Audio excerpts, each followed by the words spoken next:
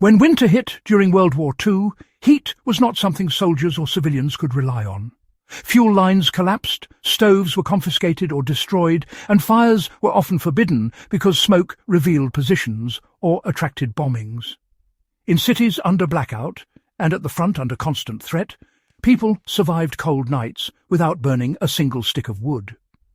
What kept them alive were methods that controlled heat already present in the body and environment. Why wartime heating focused on heat preservation rather than heat creation?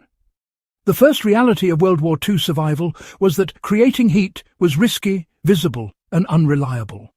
Soldiers and civilians instead focused on trapping the heat they already had. Rooms were reduced in size, movement was controlled, and drafts were eliminated. Indoors today, isolating one room, sealing doors, and abandoning unused spaces immediately increases warmth without consuming fuel. How soldiers and civilians used the human body as the primary heat source. Body heat was treated as a valuable resource.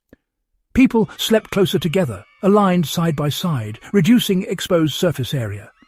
Blankets were tucked underneath bodies instead of loosely draped. Modern households can apply this by consolidating sleeping spaces during outages and focusing insulation around the body rather than the room.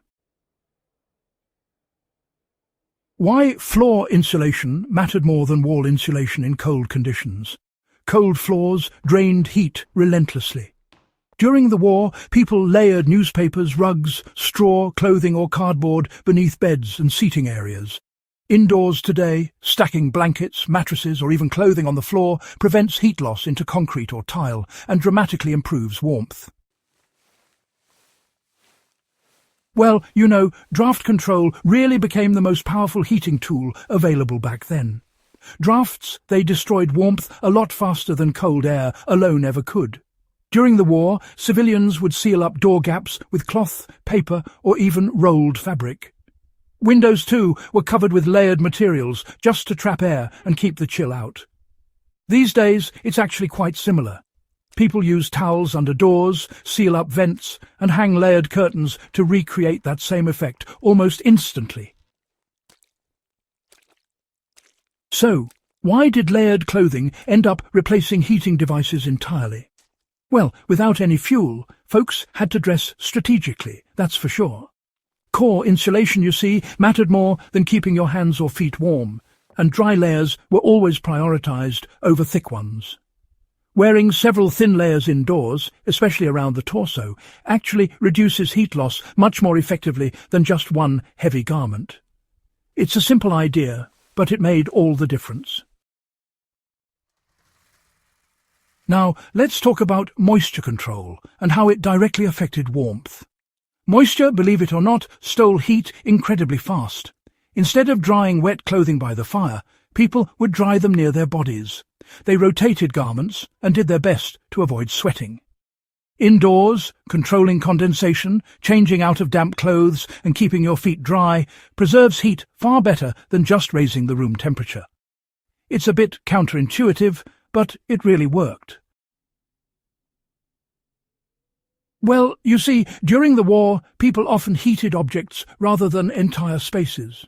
They would warm up brick stones, or even bits of metal using sunlight, or whatever residual heat sources they could find, and then, keep those objects close to their bodies. Even today, indoors, you can warm water bottles or dense objects using safe residual heat, and honestly, that provides a long-lasting warmth without needing to burn any extra fuel. Now, when it came to sleeping, beds were really treated as little shelters in themselves. Folks would stack multiple layers both below and above their bodies, which in turn created a cozy pocket of warm air. These days, building up a layered bedding system indoors actually keeps you warmer and conserves heat way more efficiently than trying to heat up an entire room. Another thing to remember is why routine and movement had to be controlled so carefully. Too much movement could make you sweat, and once you stopped, that sweat would cool you down real quick. So WWII survivors, they kept their activity slow and deliberate, with plenty of rest in between. Even now, indoors, combining light movement with regular rest helps prevent cold stress, and well, it does so without wasting precious energy. Now, let's talk about how room geometry, played a vital role in keeping warm.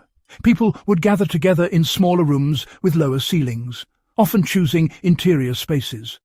The thing is, heat would accumulate much faster in these areas, and well, it would stick around longer too.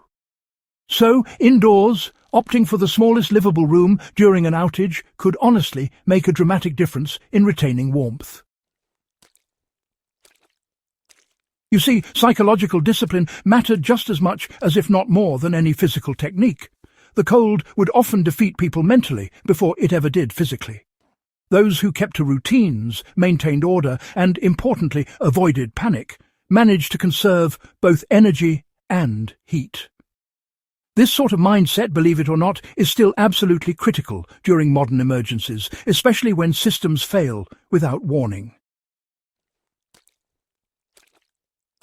So, why do these old World War II heating hacks still matter even now? Well, modern homes, for the most part, depend on a constant supply of energy. When that fails, knowledge really does become your only reliable heat source. The men and women of World War II survived some truly brutal winters without fuel by understanding airflow, moisture, insulation, and, of course, discipline. These principles still work today because, let's face it, human physiology and the laws of physics haven't changed one bit. If this guide has added real value to your understanding of wartime survival, do consider subscribing to the channel for more forgotten World War II knowledge that honestly still applies today. And please share this video with fellow history enthusiasts and preparedness-minded folks.